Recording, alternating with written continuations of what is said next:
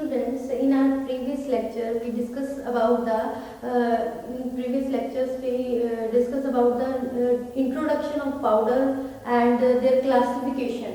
हमने general classification की थी कि कितनी कैटेगरीज में इनको क्लासिफाई किया गया है। हमने डिवाइडेड और अनडिवाइडेड पाउडर्स के बारे में पढ़ा था, स्टडी किया था, जिसमें हमने जो अनडिवाइडेड पाउडर है उसकी क्लासिफिकेशन हम डिटेल स्टडी कर रहे थे, जिसमें हमने जो बल्क पाउडर्स है फॉर इंटरनल यूज कंप्लीट कर दिया था। After the completion of bulk powder of internal use उसकी डिटेल स्टडी के बाद now today we will discuss about the bulk powders of external use, जो कि अनडिवाइडेड पाउडर्स की कैटेगरी में आते हैं। The bulk powders for external use is broadly categorized into 4 categories that are dusting powder. First one is dusting powder. Second one is insufflations, and third one is snuffs. Third है snuffs and fourth one is dentifrices. तो ये broadly 4 category में इसको classify किया गया है जो bulk powders है एक्सटर्नल यूज के लिए। आपको थोड़ा सा इसकी इंट्रोडक्शन दी थी। एक्सटर्नल यूज जो हम अपनी सुपरफिशियल एप्लीकेशन कर सकते हैं, अपनी स्किन के ऊपर अप्लाई कर सकते हैं, ठीक है, बाउंड्स पे अप्लाई कर सकते हैं। एक्सटर्नली जिसको हम एडमिनिस्टर ओरली हम एडमिनिस्टर नहीं करते, सिर्फ हम अप्लाई करते हैं, ठीक है, अपनी सुपरफिशियल स्किन के ऊपर, उसकी लेयर्स के ऊपर हम उसको अप्लाई करते हैं। That are external use, that powders are for external use, ठीक है। और इसके स्पेशल मेथड होते हैं इसको अप्लाई करने के लिए। मैंने आपको बताया था कि इसमें क्या होता है, परफोरेटेड कंटेनर्स में इसको कुछ पाउडर्स होते हैं परफोरेटेड कंटेनर्स में होते हैं जो कि स्किन पे अप्लाई करते हैं। परफोरेटेड क्या होता है, जिन पे होल्स होते हैं, जैसे मैं आपको दिखा देती हूँ। इस तरह के जो हमारे टैल्कम पाउडर्स होते हैं, इस तरह से होल होता है, उस होल से हम क्या कर सकते हैं, इसको इजीली हम अप्लाई कर सकते हैं, ठीक है। तो इनको परफोरेटेड और सिफ्टर कंटेनर्स कहते हैं, ठीक है। So now move to the category of first one is dusting powder. Dusting powder का बात करें तो इसमें क्या होता है, ये एक्सटर्नली अप्लाई किया जाता है स्किन पे, ठीक है। कोई भी इरिटेशन है, लोकल इरिटेशन है, उसको रिलीव करने के लिए। तो इसमें क्या होता है, इसको बनाने के लिए, फाइन पाउडर बनाने के लिए अलग अलग तरह की सीड्स यूज करते हैं, जो मोस्टली इसको सीड नंबर 80 से पास किया जाता है। तो this type of dusting powders are use for the different types of effect, जैसे एंटीबैक्टीरियल हो गया, एंटीसेप्टिक हो गया, अलग अलग तरह के इफेक्ट के लिए इसको यूज किया जाता है। Dusting powder is categorised into 2 categories. 2 तरह के डस्टिंग पाउडर होते हैं। First one is medical dusting powder and second one is surgical dusting powder. जो मेडिकल डस्टिंग पाउडर होती है वो उन कंडीशन में लगाया जाता है जैसे सुपरफिशियली हमें सिर्फ अप्लाई करना है, ठीक है, कुछ ड्रेसिंग करनी है सुपरफिशियली, वैसे ही कोई इरिटेशन हो रही है, ठीक है, या फिर कुछ बेड सोर्स हो गए, तो वैसे ही उसको अप्लाई करना है। गुमूरी होगी, इस तरह से अप्लाई नहीं करते, तो वो अप्लाई करना है सिंपली। वो होते हैं मेडिकेटेड और मेडिकल डस्टिंग पाउडर्स। अगर हम बात करें सर्जिकल डस्टिंग पाउडर्स, तो सर्जिकल डस्टिंग पाउडर्स वो पाउडर्स होते हैं जिसको हम अप्लाई करते हैं ऑन द बॉडी कैविटीज में अप्लाई करते हैं। और अगर कोई बहुत मेजर बाउंड्स हो गए, ठीक है, बहुत घाव है इस तरह के, तब भी कोई जल गया, ठीक है, कोई इस तरह का किसी एरिया में कोई बर्निंग हो गई, बर्निंग वाले एरिया में हम उसको अप्लाई करते हैं। तो इस तरह से अगर मान लो अप्लाई किया जाता है तो obviously that dusting powder should be sterilised, वो अच्छे से स्टरलाइज होना चाहिए। स्टरलाइज मतलब कि पैथोजेनिक माइक्रो ऑर्गेनिज्म से फ्री होना चाहिए। तो बिफोर द इसकी मैन्युफैक्चरिंग करते हैं तो इसको जब भी यूज से पहले ये मेडिकेटेड, ये स्टरलाइज होता है प्रॉपरली। स्टरलाइजेशन होनी बहुत जरूरी है। तो क्योंकि एक तो हम इसको यूज उस पोर्शन में करते हैं जैसे जहाँ पे कोई घाव है या वुंड्स हैं या फिर बर्निंग वाले एरिया में, तो वहाँ पे तो वैसे ही इन्फेक्शन का बहुत ज़्यादा डर होता है, क्योंकि अगर ये स्टरलाइज नहीं होगा तो इट में कॉज द सीवियर इन्फेक्शन, वो इन्फेक्शन को एनहांस कर देगा, बढ़ा देगा कम करने की बजाय, ठीक है। सो डस्टिंग पाउडर में क्या होता है, सिंपली मिक्सिंग होती है कुछ कंपाउंड्स की, कुछ केमिकल इंग्रेडिएंट्स की। फॉर एग्जांपल जैसे स्टार्च हो गया, टैल्क हो गया, ठीक है, केओलिन हो गया, इस तरह के इंग्रेडिएंट्स हैं, इनको कंबाइन करके इनके कॉम्बिनेशन से फॉर्मुलेशन बनती है जो केयरलिन होता है वो मोस्ट कॉमनली बहुत ज़्यादा यूज होता है, क्योंकि ये सब क्या होता है, ये केमिकली इनर्ट होते हैं, ये रिएक्ट नहीं करते कि टैल्क केयरलिन को अगर हम मिक्स करें, ये केमिकली इनर्ट होते हैं, किसी के साथ भी केमिकल रिएक्शन शो नहीं करते जिसके कारण केमिकली और फिजिकल चेंज आए किसी भी फॉर्मुलेशन में, ऐसा नहीं होता इसमें, ठीक है। और इसको क्या किया जाता है, इसको जो भी इंग्रेडिएंट्स हैं वो कैसे होने चाहिए, बिल्कुल भी कंटेमिनेटेड नहीं होने चाहिए। जब हम इसको मैन्युफैक्चर कर इसकी डिस्पेंसिंग करते हैं, कंपाउंडिंग करते हैं, पैथोजन फ्री होने चाहिए, ठीक है। अब पैथोजन फ्री होने के लिए क्या करेंगे, इसको स्टरलाइज करेंगे, और स्टरलाइजेशन कैसे की जाएगी, ड्राई हीट मेथड से। तो इसमें क्या होता है, जो डस्टिंग पाउडर होते हैं इसको कैसे स्टरलाइज किया जाता है, दे आर स्टरलाइज्ड बाय, इसको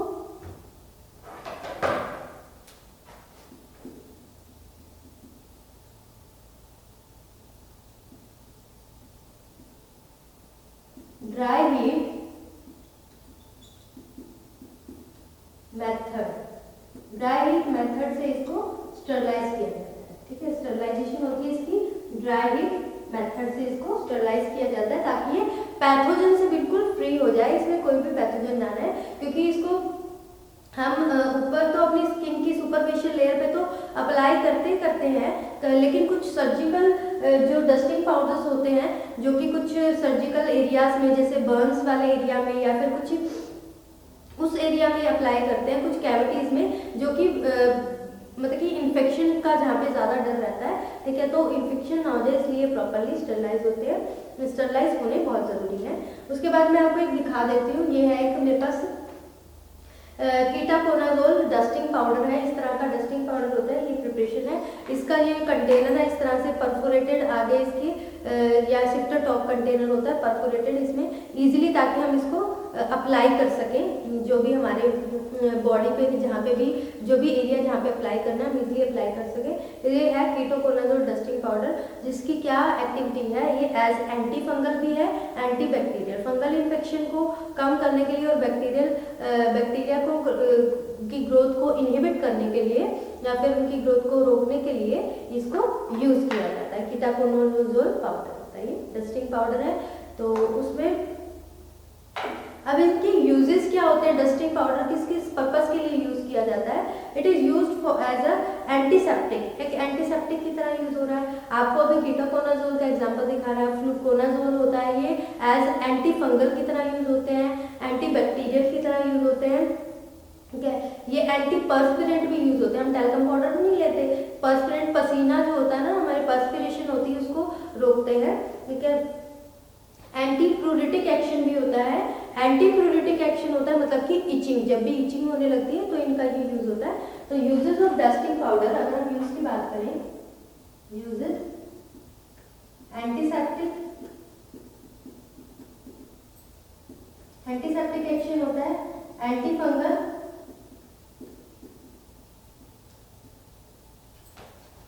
एंटी बैक्टीरियल,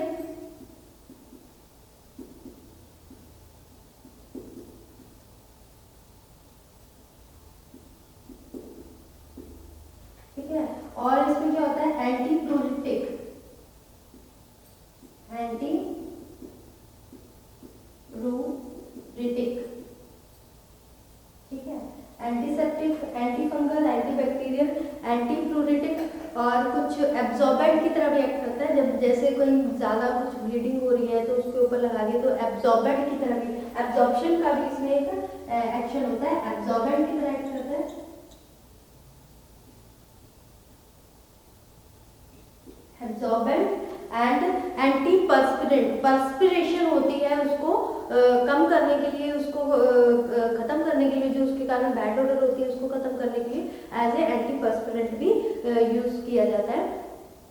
उसके बाद जो डस्टिंग पाउडर है उसको अप्लाई करने के लिए हम क्या करते हैं, एक पाउडर पफ होता है उससे अप्लाई किया जाता है, और ये जो पाउडर पफ होता है या फिर गॉज पैड होते हैं, गॉज पैड क्या होते हैं, जो जिस तरह से कॉटन लगाकर उसके बाद उसको हम एक तरह से पट्टी बांध दिया जाता है, वो गॉज पैड होते हैं, उससे उसको अप्लाई किया जाता है।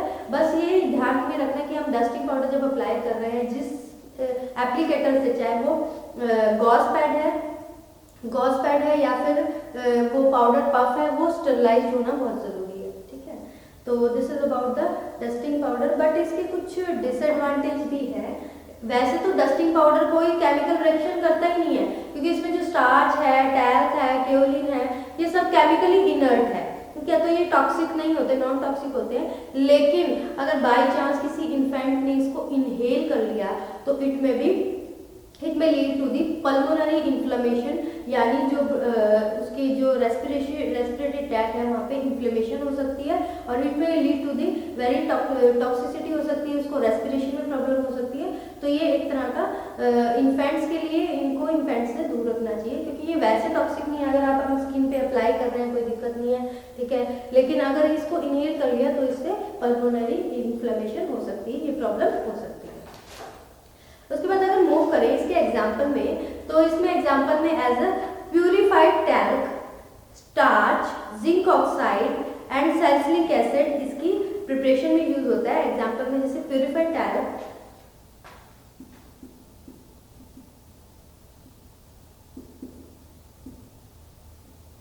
Starch,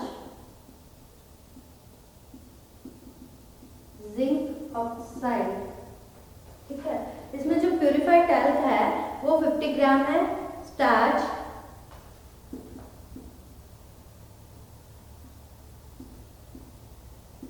25 gram and zinc oxide 20 ग्राम, ठीक है। ये एग्जाम्पल है डस्टिंग पाउडर का। And salicylic acid in powder that is 5 ग्राम,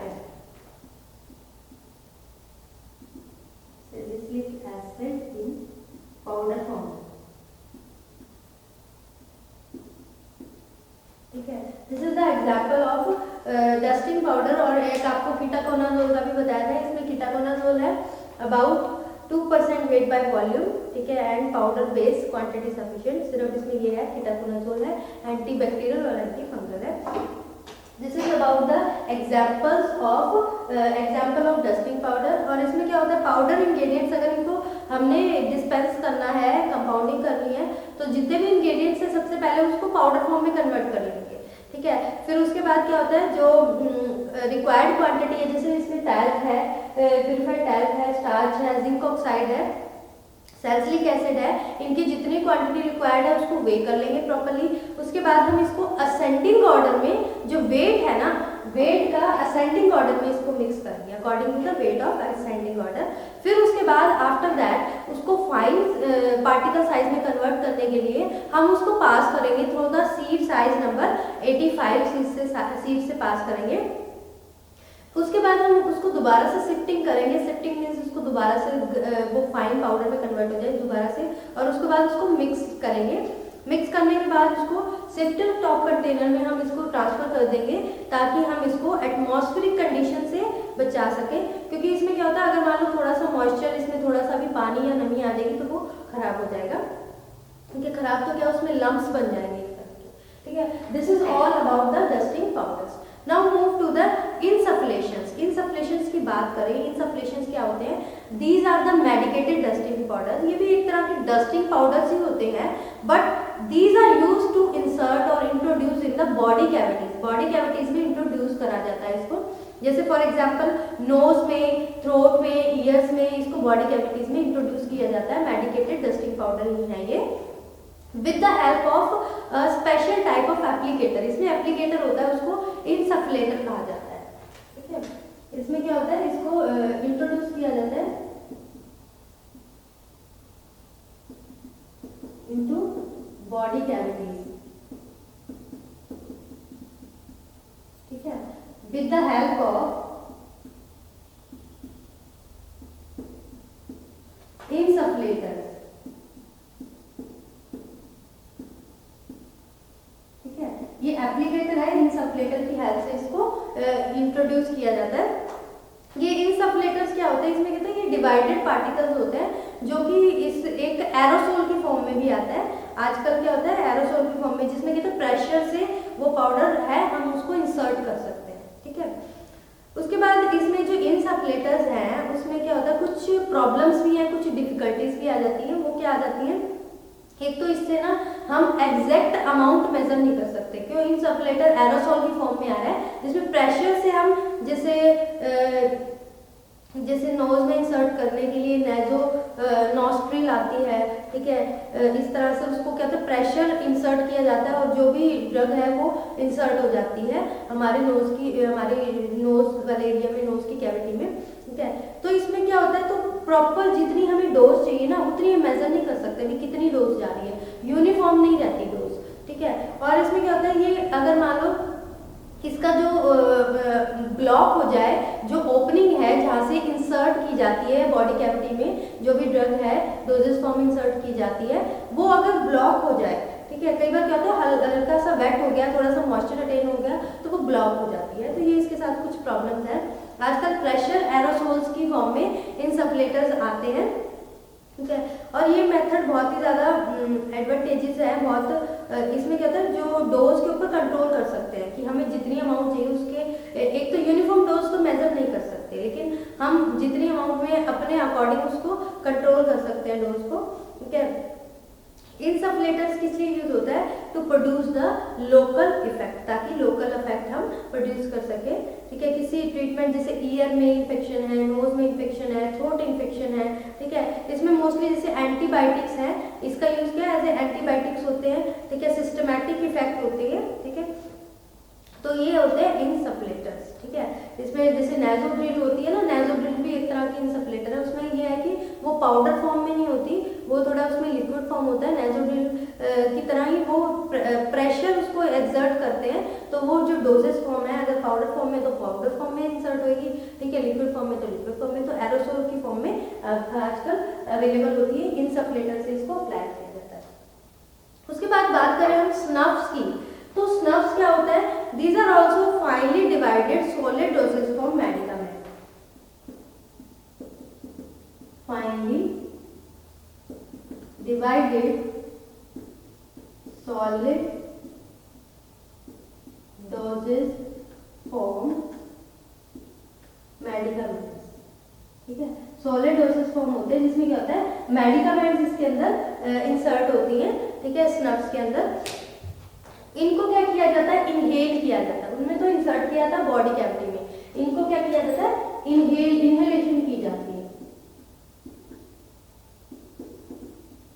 ठीक है, इनहेल किया जाता है, ठीक है, थ्रू द नोस्ट्रिल्स के थ्रू इसको इनहेल किया जाता है, ठीक है। इसमें जैसे हम कहते हैं ना कुछ जैसे नसवार, कई बार किसी को जैसे छींक नहीं आ रही होती, वो बीच में ही अटक जाती है, तो उसको कहते हैं थोड़ा सा नसवार ले लो तो आपका रिलैक्स फील करोगे, तो वो क्या इनहेल किया जा रहा है, वो एक तरह से स्नफ हो गया, ठीक है। तो स्नफ्स में कहते हैं finally divided solid doses form होती है जो कि इनहेल की जाती है इनटू नॉस्ट्रिल में, ठीक है। क्यों, क्योंकि इनका क्या होता है एंटीसेप्टिक इफेक्ट होता है, ये ब्रोंकोडाइलेटर होता है एंड डीकंजेशन एक्शन में यूज होता है। डीकंजेशन जब मतलब कि कंजेशन फील हो रहा हो, सांस नहीं आ रहा हो, एक तरह से घुटन सी फील हो रही हो, ठीक है, तब तो ये it is act as antiseptic है ये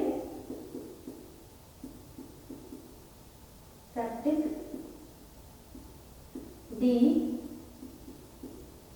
कंजेशन एक्शन, ठीक है। और ब्रोंकोडाइलेट करता है ब्रोंक्यूल्स को हमारे, ठीक है, तो लंग्स को ये वो करने के लिए, जैसे अगर मान लो कोई प्रॉब्लम हो रही है रिगार्डिंग द रेस्पिरेशन तो उसमें बहुत हेल्पफुल है, ठीक है। और इसको क्या होता है, फ्लैट जो स्नफ्स होते हैं इनको जो फ्लैट मेटल के बॉक्स होते हैं ना उसमें डिस्पेंस किया जाता है, किसको, जो स्नफ्स होते हैं, ठीक है, और उसके ऊपर लिड होता है, एक तरह से फ्लैट मेटल के बॉक्स में इसको डिस्पेंस किया जाता है। Now move to the dentifrices. Dentifrices are also known as tooth powders.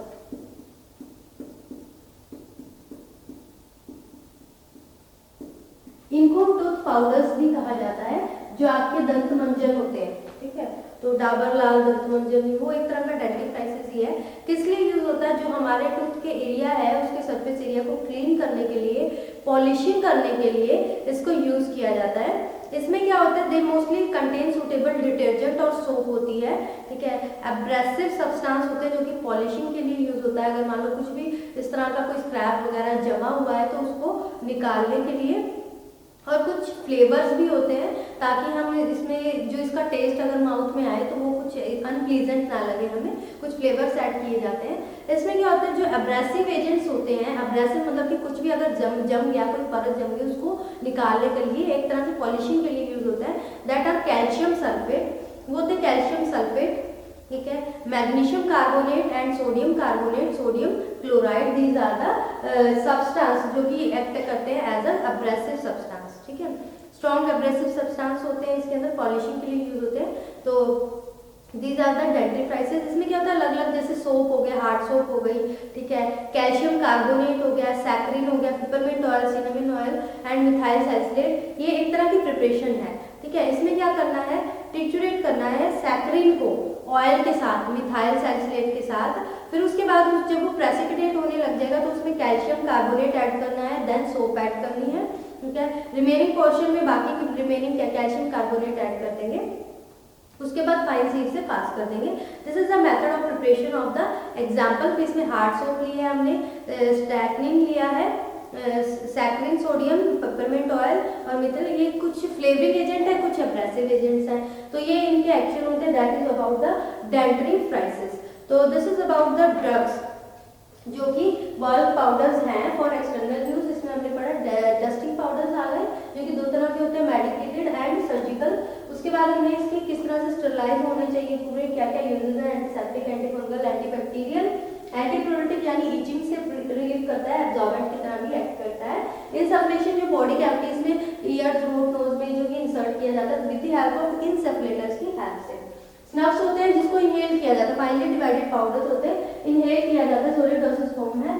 इसमें क्या होता है, एंटीसेप्टिक एक्शन होता है, ब्रोंकोडायलेटर एक्शन होता है, डीकंजेशन, कंजेशन से रिलीफ करता है, ठीक है। डेंटिफ्राइसिस में टूथ पाउडर्स आ जाते हैं, एब्रेसिव सब्सटेंस होते हैं, इसमें कैल्शियम कार्बोनेट्स आ जाते हैं, ठीक है, मैग्नीशियम कार्बोनेट आ जाते हैं, कैल्शियम सल्फेट्स आ जाते हैं, एब्रेसिव जो कि पॉलिशिंग, टीथ की पॉलिशिंग के लिए हेल्पफुल होते हैं, ठीक है। This is about the bulk powders for the external use. उसके बाद हमारे जो डिवाइडेड पाउडर्स रह गए हैं, जिसमें कैचेट्स आ जाते हैं, कैप्सूलिन पाउडर्स आते हैं, वो हम नेक्स्ट लेक्चर में कवर करेंगे, ठीक है। तो इसमें सर यहाँ तक ही है अभी तक, ठीक है।